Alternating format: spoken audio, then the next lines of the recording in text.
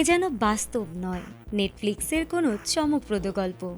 একটি বিয়ে, একটি বাসর রাত, আর সেখান থেকেই জন্ম নেয় এমন এক চাঞ্চল্যকর ঘটনা যা মুহূর্তেই ছড়িয়ে পড়ে সামাজিক যোগাযোগ মাধ্যমে। কেউ বলছেন মেকআপের জাদু, কেউ আবার বলছেন ভাইরাল প্রতারণা। ঠাকুরগাঁওয়ের এই ঘটনা এখন শুধু স্থানীয় আলোচনা নয়, নেট দুনিয়ার talk of the country. Pirganj উপজেলার এক তরুণীর সঙ্গে রানী শঙ্কৈল উপজেলার যুবক রায়হান কবিরের বিয়ে হয় ধুমধাম আয়োজনেই।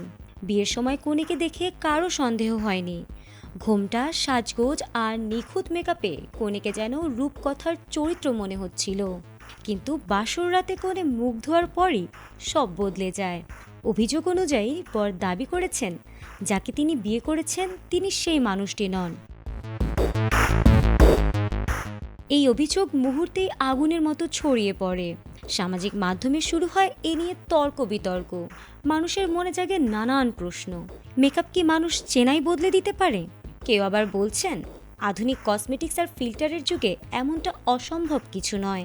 আবার কেউ এটিকে নিছক পারিবারিক বিরোধের নাটক বলেও উড়িয়ে দিচ্ছেন।